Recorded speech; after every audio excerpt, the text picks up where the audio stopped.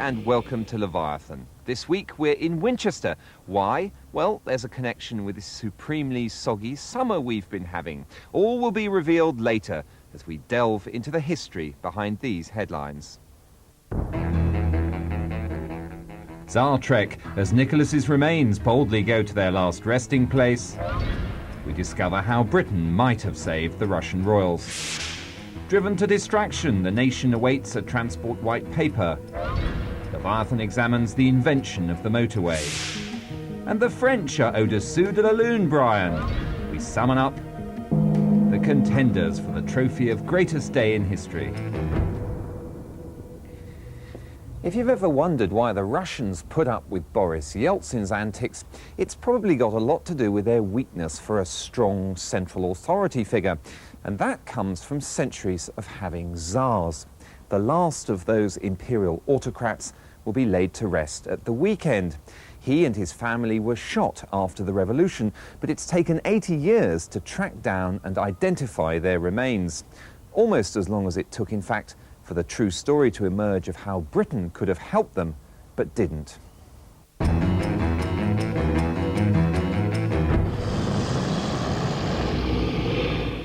Central Russia, around 1 in the morning, July the 17th, 1918. 11 people have been woken up and brought downstairs. They are Tsar Nicholas II, his wife, their 5 children and several servants.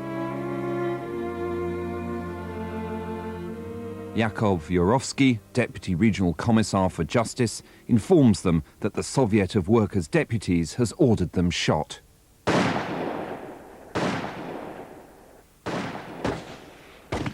When the firing stops, some of them are still alive. They're finished off by bayonet. This Friday in St. Petersburg, the remains of the last Russian royals will be taken to the Cathedral of St. Peter and St. Paul. For more than 7 decades under the communists, their bones languished down an old mine. Now they'll join their Romanov ancestors in these suitably royal surroundings. But for a tantalizing moment after he fell, it seemed as though Nicholas II and his family might make their home in another kingdom. The killing of the Tsar and his young family was all the more tragic because they could have come to Britain. They had been offered asylum, but then suddenly the invitation had been withdrawn. The story of how and why that happened remained a state secret for more than 50 years. Early in 1917, the Tsar's army was suffering huge losses against the Germans in the First World War. He was forced to abdicate in the February Revolution, ending his 20-year rule as autocrat. Their dynasty had become extremely unpopular. It had been surrounded with scandals and was widely blamed for all the suffering, both the defeats at the front, the shortages in the rear. So there was an immediate sort of euphoria after the abdication. Radicals wanted the Tsar imprisoned and put on trial. So, fearful for his safety, members of Prince Lvov's provisional government suggested exile. Britain seemed the best possibility. The Tsar was a first cousin of King George V. They were allies against Germany and close friends. The two monarchs looked as if they'd been separated at birth. The revolution prompted George to write, "Events of last week have deeply distressed me.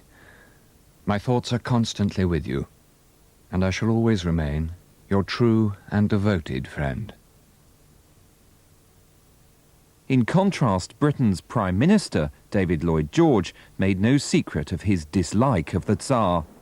But then the Foreign Office received an urgent request from the new Russian government.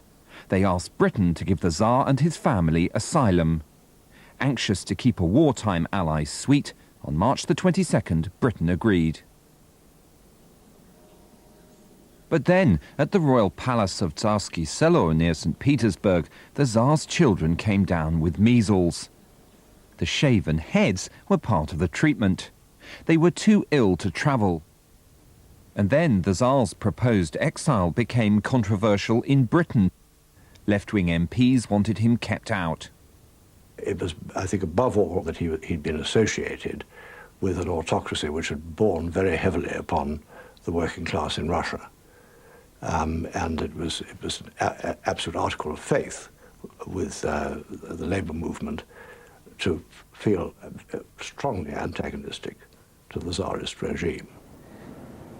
Documents at the Public Record Office show that popular concerns, particularly from those on the left of society, got a sympathetic hearing in a rather unlikely quarter.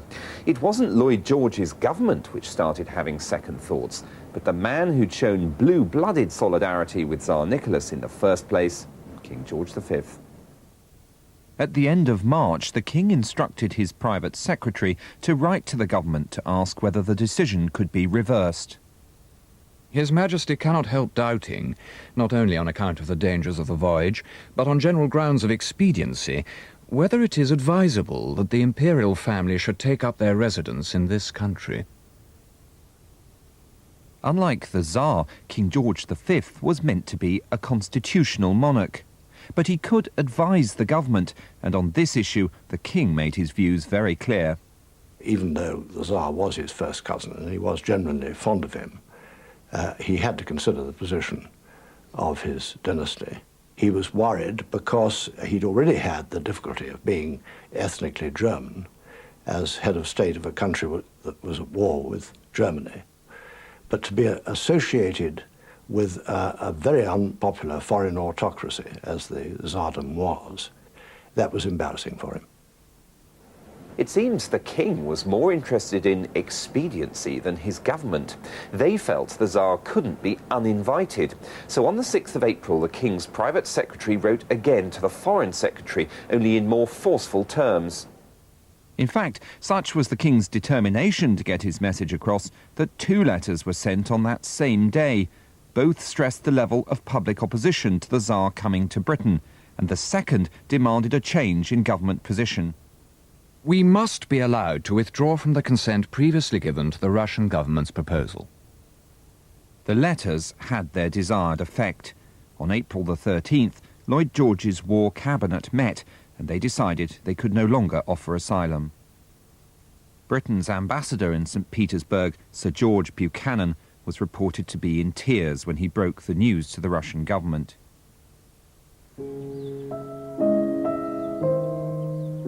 Confined to his summer palace, the Tsar seemed curiously unworried. He loved Russia, and perhaps being alone with his family suited him more than being Tsar. As Lenin's Bolsheviks moved to take power, escape became impossible. The royal family was sent east to the Urals, and death. On hearing of the execution, King George V wrote, It was a foul murder. I was devoted to Nicky, who was the kindest of men. To protect the king's name, officials perpetuated a myth. In his memoirs, Lloyd George said Britain had never closed the door on asylum. Lord Mountbatten embroidered that deceit to shield George V's reputation. He was very anxious to offer them asylum over here, but the government, the Prime Minister Lloyd George, was understandably opposed on political grounds at that time of the war, and I think it would have been very difficult therefore to go against him. Did the cover-ups suggest shame in the British establishment? Well, it may be so. I mean, I don't think that perhaps he should have done, but I don't think he did feel shame, Lloyd George. The king, I think, probably did feel shame, and that was why the myth was allowed to grow that he had wanted the Tsar to come and that the government had prevented it. It may be that George V learnt his lesson. In 1922, he ensured that the Greek royal family, facing death at the hands of their government, were rescued. Among them was an 18-month-old baby who, in 1947, as Prince Philip, married our present Queen. Britain and the Tsar. So, why have we come to Winchester Cathedral? Well, it's all to do with some very special old bones. More of them? We should call this programme One Skeleton in the Past. Anyway, let's go and have a look inside.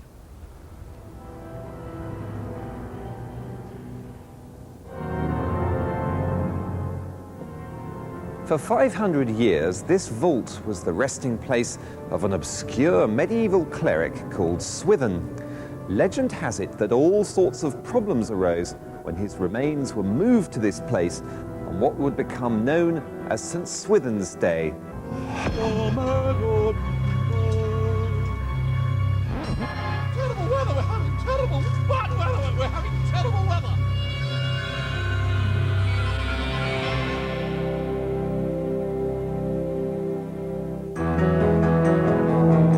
On July the 15th, 971, some monks intent on spruncing up their monastery in Winchester made the mistake of digging up the bones of St. Swithin.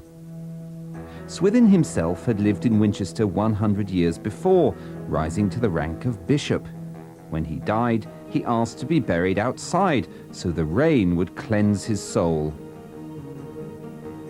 Angry at being moved, he sent a downpour which lasted 40 days, giving rise to a hoary old English legend that if it rains on St. Swithin's Day, it'll go on bucketing down for another 40 days.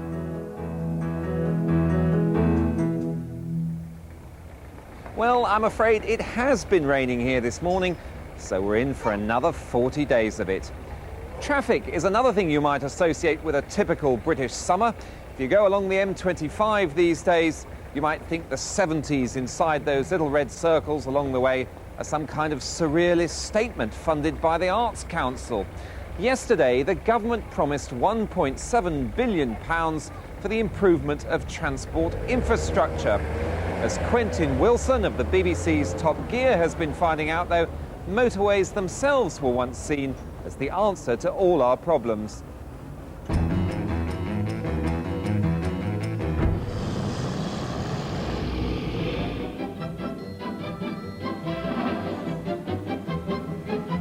When earlier this century writer Aldous Huxley said speed is the only truly modern sensation, he was right. We may snigger at them now, but cars like this created a new national narcotic. Before the war, the Austin 7 was the last word in sophistication. The public took one look and sighed in admiration. It didn't matter that it had the aerodynamics of a church pew, the get-up and go of the Albert Memorial. It could do an outrageous 50 miles an hour, as long as you didn't scare the horses. All the world needed now was modern roads for all these modern cars. But new ribbons of concrete were beginning to snake their way through the continent. Germany's autobahns gave velocity to the Volk and were a handy project for a deranged Austrian house painter.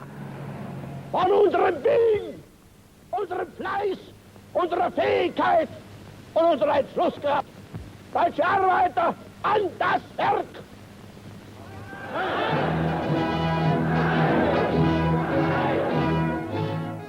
I thought it was wonderful. Very nice driving. I kept very strictly to not over riding too fast or doing anything like that. Colin Buchanan, later to become a driving force behind British motorways in the 60s, took a long look at autobahns in 1937. I was working on roads in this country, but I felt that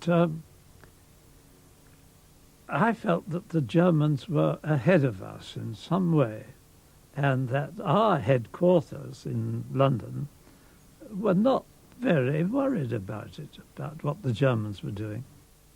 But some months later, an official delegation did go over on a recce. No less than 255 MPs, county surveyors and members of motoring organisations examined the new transport phenomenon. The autobahns were a vision of the future and made a deep impression. So much so that the AA even made leading Nazi von Ribbentrop an honorary member. Back in Blighty, Titbits, the gossip magazine, was about to have greatness thrust upon it. The Society of County Surveyors ripped out a map from the magazine and used it to chart their plans for Britain's brave new road system. And they did it using blue crayon. In 1938, the surveyors came up with 1,000 miles of what would soon be called motorways. Well, this is it, the shape of motoring to come, the start of a scheme which will intersect Britain with a road system second to none. One world war, and 20 years later, the vision finally became reality in 1958. The Preston bypass is a small beginning, but it is a beginning. And as the first of the motorways, it deserves priority attention. So the Prime Minister came to open it. So it was the Preston bypass that became Britain's first motorway, beating the M1 by a year, and it couldn't have come too soon. Well, in those days, you know, if you were going to Blackpool, you had to go through Preston, and it was absolutely chaotic. The traffic met you at an aerodrome just outside of Preston, and that was the Yorkshire traffic. Then you all got into Preston, absolutely chaotic. When you got into Preston, there was a road called the Blackpool Road. There were 6 or 7 lots of traffic lights on one stretch alone. And when you got through that, still hoping to get to Blackpool, it was still chaotic, bumper to bumper, which was just, well, it was unbelievable in those days how you ever got there. I mean, the concept seemed so rational and so brilliant, how to combine speed with safety by cutting out the dangerous spots and straightening, having a straight road, controlling the traffic that could use it, controlling the speeds and everything. And it had the same sort of impact on the British public's imagination as the supermarkets first did.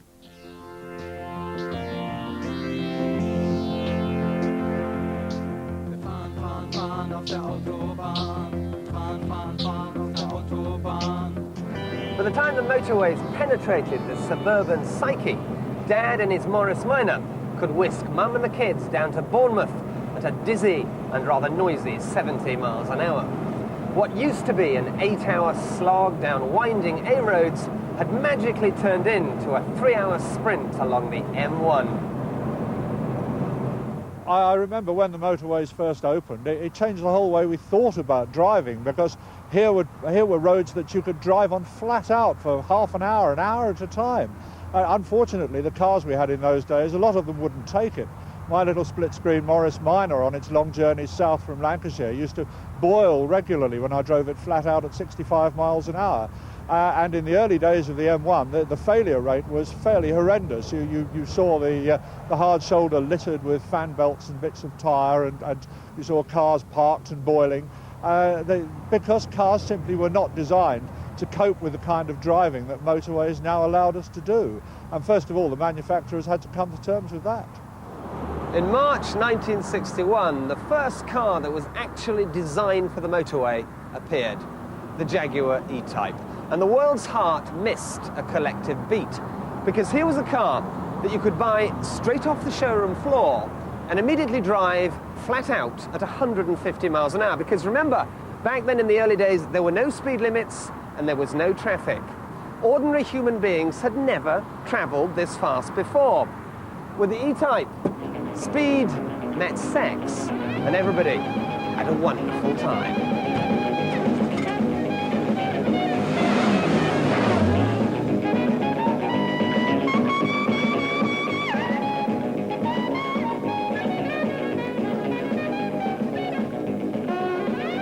Getaway people get Supernational. And it wasn't just those behind the wheel who got a rush. Watching the strobing traffic soon became a sport for all the family. You could sit in this cafe, overlooking the motorway, and watch the traffic zooming underneath. Wagons, cars, you name it, coaches, zoom. Which were terrific. We'd never seen that before. And it was so great. And then after, like, we'd have just your supper while we're there. Possibly nothing very special, chips, steak and kidney pie, or sausage and peas and chips, and then make our way back home. This is what she feels like, licking down the M1 at over 100. I even remember taking my mother out and driving her at 100 miles an hour and saying, there you are, you've done it. She took it all in very good part, but I still think that perhaps she was ever so slightly terrified. E-Type means extra special motoring at 150.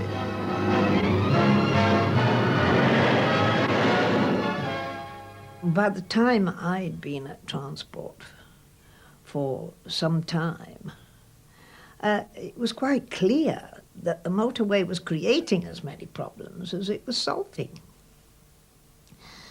Partly because it encouraged speeding, And even on motorways, speed kills. Here's our cameraman's impression of motorway motion. Just a little bit exaggerated, we admit, but it gives you the idea. This is what it feels like at 500 miles an hour. But one dawn morning in 1964, something happened that would change roads and speed forever. A racing driver called Jack Sears was testing a lightweight AC Cobra here on the M1. He rather famously touched 180 miles an hour. The following morning, the press picked up the story, and within hours there was national outrage. Concerned editorials warned that this speed thing was getting out of control. Something had to be done, and it was. For some, the new 70-mile-an-hour limit was considered a ghastly erosion of personal liberty. Dissenters included MPs, car makers, and motoring organisations. For the minister responsible, it was a political hot potato. The objections were also raised among some members of my own cabinet. I remember Roy Jenkins, then a Labour minister, saying he thought he liked to drive fast. And he thought it was too nannyish to interfere with the motorist's enjoyment of this new toy. 30 years on, speed is an endangered species. Not only is it politically incorrect, it's almost impossible to achieve. Too many of us wanted it, and now no one can have it. Oh, for those heady days when motoring meant you really did motor. Quentin Wilson, double declutching us back to the present. Now, what is the most important event in the history of the world? If you're a Frenchman this week, coming through a haze of Pernod and a stench of Gauloise, there's no contest, really. Felipe Fernandez Armesto, the author of Millennium and a regular Leviathan contributor, has been in America, thinking huge thoughts, from where he's sent us his list.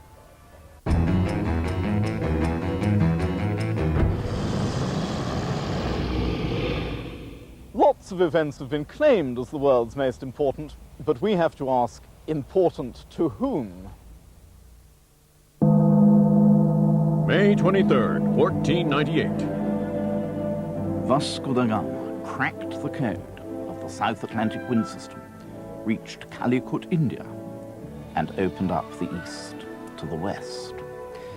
This transcended every other event by making trade global, according to Adam Smith, founder of modern economics. But it wasn't even the most important event in the history of India. Where it did make a difference was here, in the Atlantic world. For Vasco put this primitive arena of exchange in touch with the wealth of the East. July 14th, 1789. The day the Bastille fell in Paris. How much the greatest event that ever happened in the world, according to the Whig leader Charles James Fox. It excited hopes of progress which man could shape for himself. But when the mob became a monster, they behaved as savagely as any old-fashioned tyrant. And the hopes of the enlightened were left dangling. The French Revolution tortured society in the interests of a supposedly scientific political experiment. It made the world worse for a while, but was it really the most important event in the history of the world? As Chinese Premier Zhou Enlai said 2 centuries later, it's still too early to say.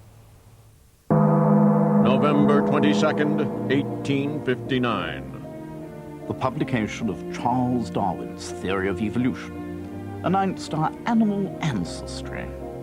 Materialists thought it gave us a picture of how the world could work without God and in which man became ape, not angel. Karl Marx thought that this was the most liberating thought anyone had ever had. But reports of God's death turned out to be miscalculated.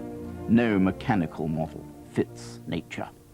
Darwin's theories justified ruthless capitalism and empires stacked in order of race. Now he seems as old-fashioned a thinker as Marx, a relic of an era when men discarded God and worshipped progress. July 20th. The moon landing. A small step or a giant leap? Yes, indeed. They've got the flag up now, and you can see the stars and stripes. U.S. President Richard Nixon had no doubts. Well, just let me close off with this one thing. I was thinking, as you know, as you came down, and we knew it was a success, that this is the greatest week in the history of the world since the creation. It did help restore American superego at a time when communism seemed to be winning the space race. But for the rest of us, the moonwalk was moonshine. Worldwide effects, we're still waiting. Perhaps it would be easier to judge something which happened thousands of years ago. Nisan 15th, 2448. Or April 1313 BC to us. Traditionally, when Moses led the Jews out of bondage in Egypt to vagabondage in the desert. History's defining moment, according to Winston Churchill. The Jews have done more for the world in proportion to their numbers than any other people. But the Exodus was just one episode in a long trial of faith which isn't over yet. So what really was the most important event in the history of the world? Obviously the one without which none of the others could have happened. The creation. The next most important, I suspect that hasn't happened yet. Felipe, you cop-out. Sorry to say we have to go the way of all TV series now. If you've enjoyed Leviathan, have faith, though, because we'll be resurrected in the new year. We leave you with one more candidate for that great historical moment, a time 23 years ago when two hands reached out to touch high in the heavens like some painting by Michelangelo. Over Bognor. Good night. It would be an exaggeration to say that Bognor Regis has spent today in a state of restless excitement. In fact, there was more concern about the appearance of the sun than the appearance of two spacecraft. 3, 2, 1, 0. And we have liftoff. Liftoff. And the clock has started. And clear the time. Well, I think it's just a major publicity stunt for Bognor because it helps promote the town, etc., doesn't it?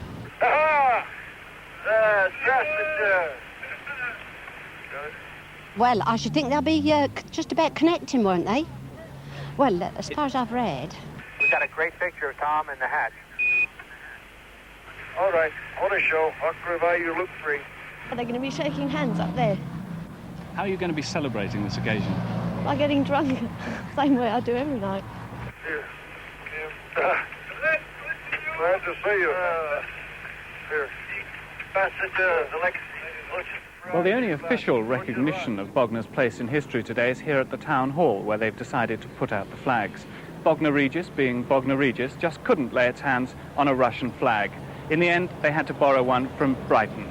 Unfortunately, for the astronauts to be able to appreciate this gesture, the flags would have to be several times larger than Bognor itself. Передаю слово для приветствия. Приветствие, товарищ